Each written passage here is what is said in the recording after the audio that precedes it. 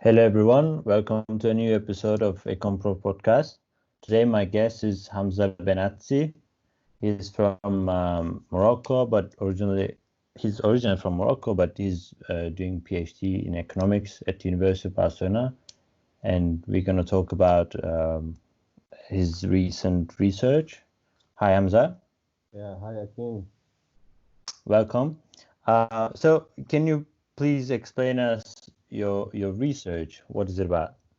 So basically, in my research, I'm interested in studying the effect or the impact of the education system on inequality, more specifically on the intergenerational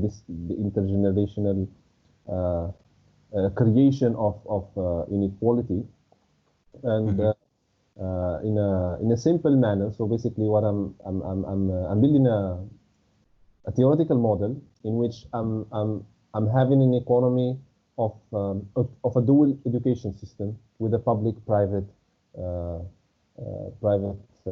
schooling. So the idea is that the segregation in the education system can create inequality through the availability of better education to people of high level of wealth, and at the same time giving a bad quality education to people with less wealth. So the idea, it's simple, but the impact of it in the long run and on the short run as well, especially on the middle class, has not been well researched in the literature. So basically what I find in general in my model, by the way, I'm using overlapping generation model, and what I find is that when you increase government spending, especially when you have a public education system that is always worse than the private education system, an increase in the public education will always lead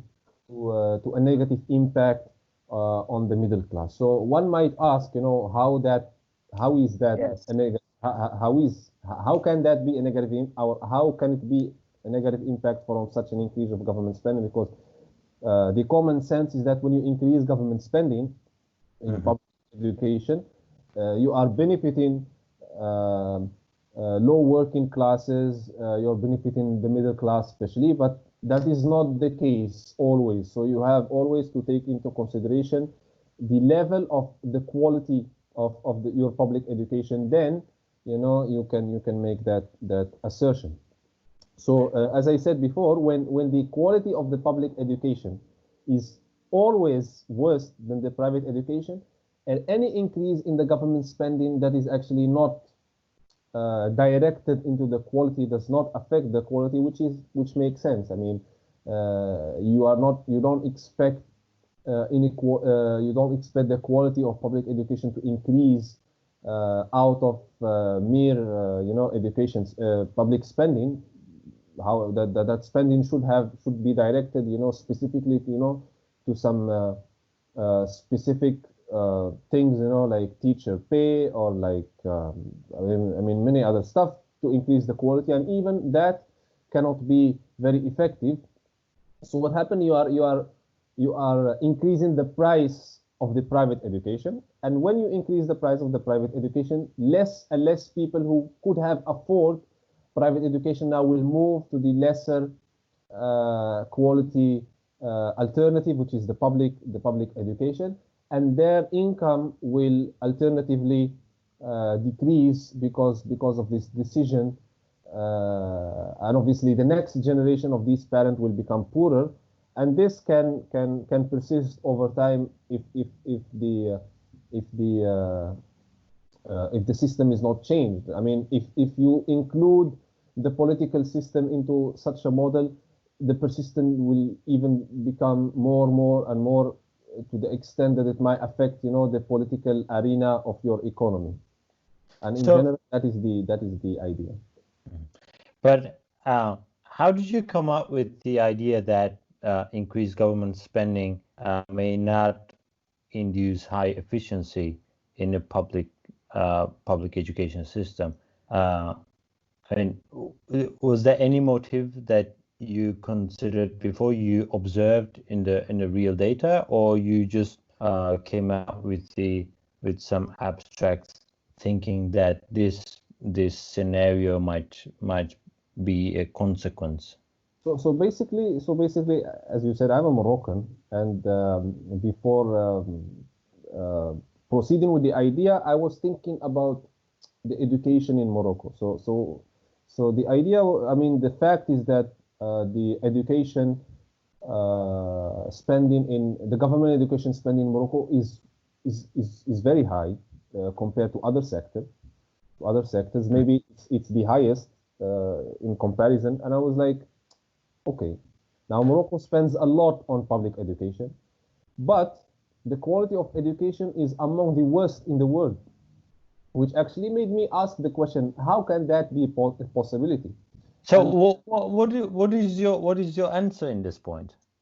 Yeah, so the thing I was saying in the beginning, so because the spending is not directed into the things that you should spend on, you know, you are spending on buildings, you're spending on the size of classes, you are spending, you know, on some logistics that actually do not impact the quality of education per se, and that inefficient spending so does not affect the quality. So if the majority of your spending, you know, is consumed by bureaucratic cost or consumed by some fixed cost, you know, that does not impact the education of the kids, then obviously the quality will not change. The second fact that I took into consideration is that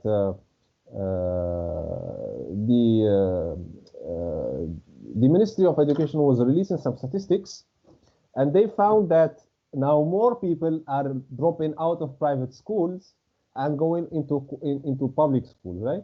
And their explanation was that, oh, now people are dropping out of private schools because public school is getting better, which is a very misleading conclusion.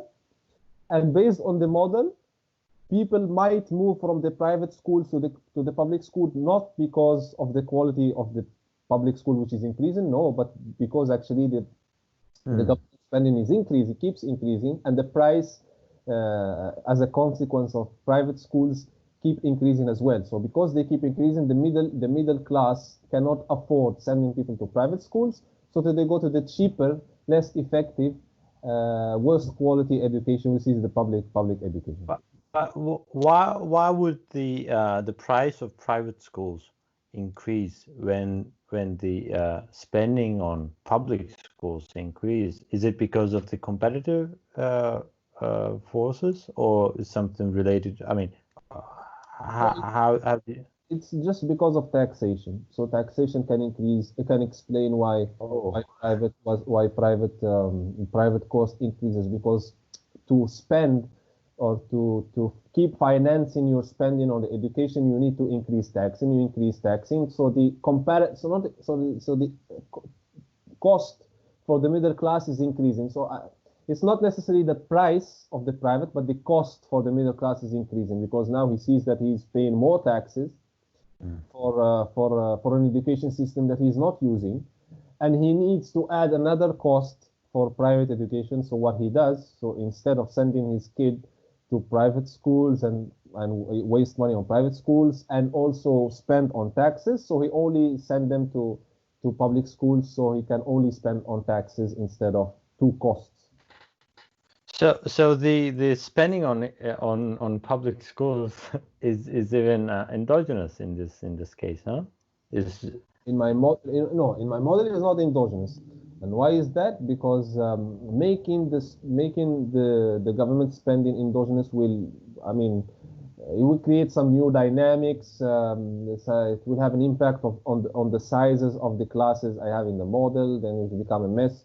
So I just wanted to avoid all this mathematical complication and have a toy model, you know, so I can see clearly, you know, what is the mechanism that is in play, you know, and have the ability to explain clearly, you know, how, you know, such a policy making can impact a specific group.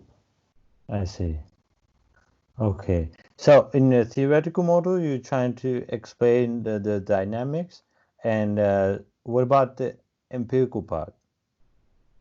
So the empirical part, I'm using IPOM's data from the US, micro data. Obviously, it's when you are talking about intergenerational distribution of inequality and all that stuff, it's very difficult to empirically prove a point.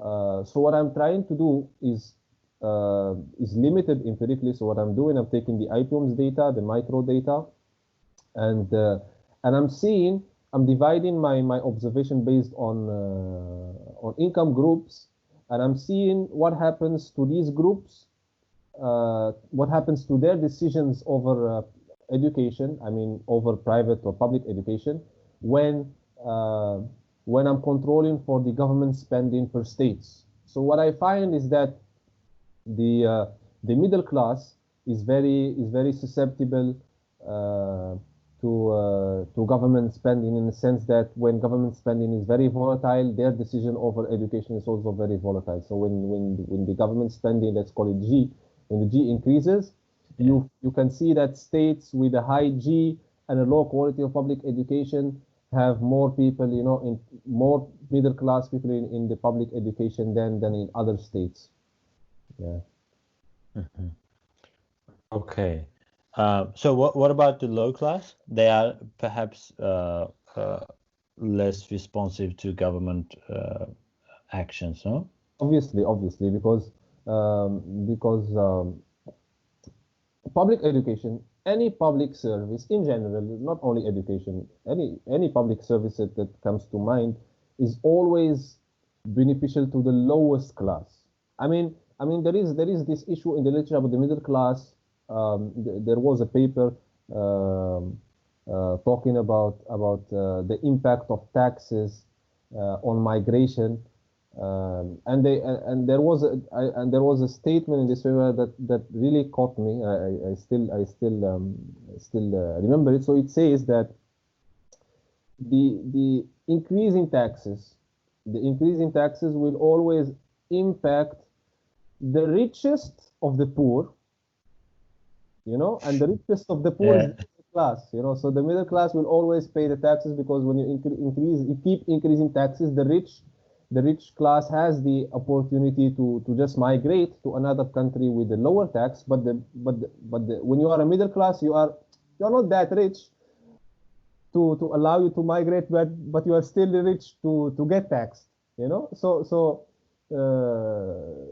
these policies usually do not try to see the impact of the middle class, but actually the middle class is the one that gets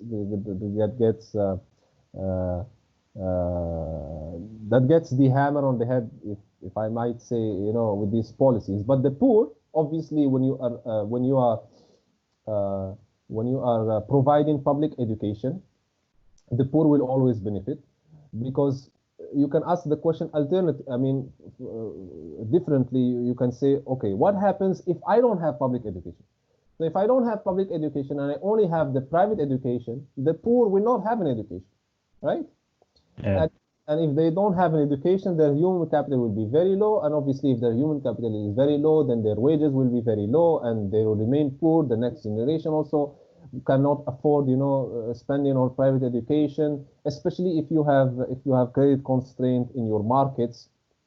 And when I'm saying credit constraint in a market, I'm referring to low performing economies, emerging economies, or low performing economies that usually do not give easy access to credit market to the poor, as the developed countries. So the thing is that when you have you can only elevate poor people from that state of uneducation with providing public education. But in the same time, you are providing public education, you are helping a lower social class, but then you are also hurting another social class, which is eventually pushes to the conclusion that some public policies are not Pareto efficient. So it will help a group, but it will affect somehow another group, and vice versa. Yeah. One straightforward question to you. Do you think that this story might be different in different countries? Obviously. I mean, as I said, there is a main assumption in the model is that the public education should be lower. The quality of the public education should be lower than the quality of the private education. Otherwise, then you will have a different story. One of the exemptions of this line of thinking is, for instance, Scandinavian countries. So what happens in Scandinavian countries, the quality of public education is so good, is so high that the percentage, the share or the ratio of private to public is very low. And this is because, as a rich individual, I can see that, okay, the quality of public education is higher than private education, so why send my kids to private education and spend money on top? So I'll just send him to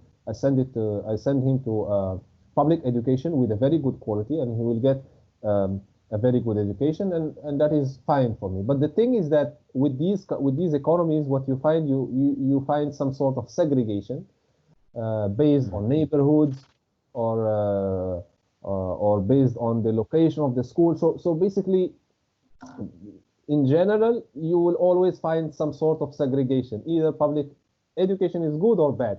So when public education is bad, the segregation can be made easy in the economy by setting a higher price for the private education. But when the public education is so good, the kind of segregation starts becoming very elaborate. So you will start having building good schools, good public schools in richer area, in posh areas, and you will have bad schools in poorer areas, and this is how it works. But the segregation in general is always there in all countries. Okay, the last question. Even if the education system is well designed, let's say that there's no large gap between public and private education system, and they are both at a very good level. Do you think